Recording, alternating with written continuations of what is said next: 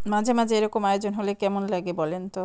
হ্যাঁ, খুবই ভালো লাগে। এমনি গ্রামের বাড়িতে গেলে সবাই একসাথে খাওয়া দাওয়া দেখাশোনা হয়, ভালো লাগে। আর তার উপর যদি এরকম আয়োজন হয়, রান্না বাড়ি সবাই একসাথে জোগাড় করা, কোঠা বাছা, সবাই মিলে একসাথে কাজ করা, একসাথে খাওয়া খুব ভালোই লাগে। হ্যাঁ, আসসালামু আলাইকুম, সবাই কেমন আছেন?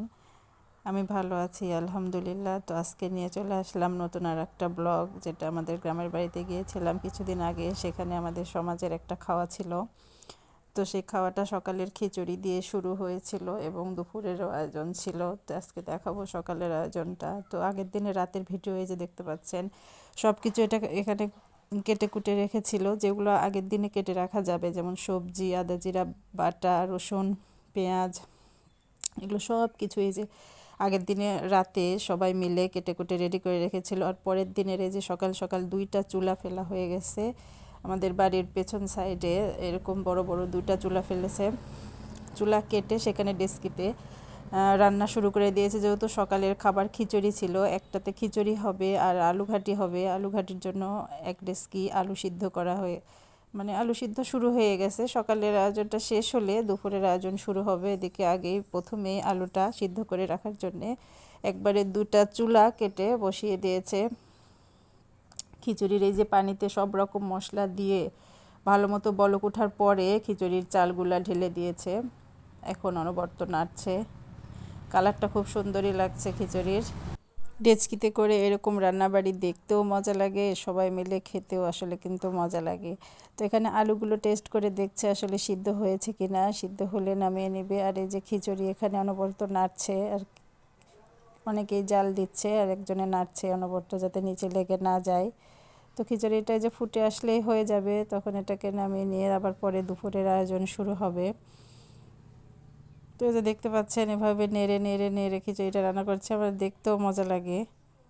এখানে প্রায় 100 জন মানুষের জন্য রান্নাবাড়ি হচ্ছে। তো এখানে 18 কেজি চালের খিচুড়ি রান্না হবে। তো শুধু খিচুড়ি না, এখানে খাসির মাংস আছে। মাংস ছোট ছোট করে কেটে রান্না করে রেখে দেওয়া হয়েছিল রাতে, সেটা দিয়ে সকালে ডেচকিতে করে খিচুড়ি রান্না হচ্ছে। আর এইদিকে যে খাওয়ার আয়োজন চলছে, আমাদের বাড়ির সামনে যে একটু জায়গা আছে, সেই জায়গাতেই চেয়ার টেবিল বিছানো হচ্ছে, যে এখানে খাওয়া হবে। যে খিচুড়ি নামিয়ে এনে এসে রাখা হয়ে গেছে। তো একজন আগে একটু চেখে দেখবে, তো সেই জন্যেই টেস্ট করার জন্য এখানে প্লেটে আগে একটু বেড়ে নিচ্ছিল। আর এদিকে যখন টেবিল চেয়ার সাজাচ্ছিল, তখন যেহেতু আমাদের বাড়ির সাথে লাগানোই, তো আমাদের বাড়ি থেকে কেউ আর ওখানে বসেনি। সবাই বাড়ির ভিতরে নিয়ে এসে প্লেটে করে নিয়ে এসে সবাই বাড়ির ভিতরে খেয়েছি। একজন মাত্র আমাদের বাড়ির থেকে খেয়েছে, সেটা হচ্ছে আমার মেয়ে। তো একাই খাবে বাইরে সবার সাথে, যা বলা তাই কাজ। এই যে আমরা ভিতরে নিয়ে এসে সব বেড়ে ঠান্ডা করে নিচ্ছিলাম, এত গরম, ধোঁয়া বের হচ্ছে, খাওয়াই যাচ্ছিল না। তো মাংস দিয়ে খিচুড়িটা ভালোই হয়েছিল।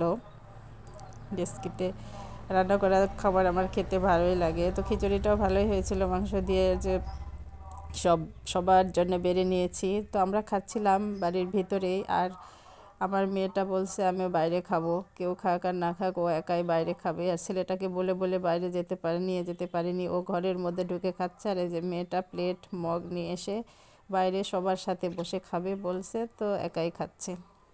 তো এটা ছিল আমাদের প্রাথমিক সকালের আয়োজন, খাসির মাংস দিয়ে ভুনা খিচুড়ি।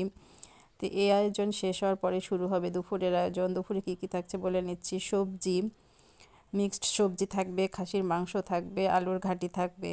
তো সেগুলোও তো আয়োজন করতে হবে, খেয়ে দিয়ে লেগে পড়বে সবাই দুপুরের আয়োজন করতে। তো সেটা দেখাবো নেক্সট ভিডিওতে। সে পর্যন্ত সবাই ভালো থাকবেন, আল্লাহ হাফেজ।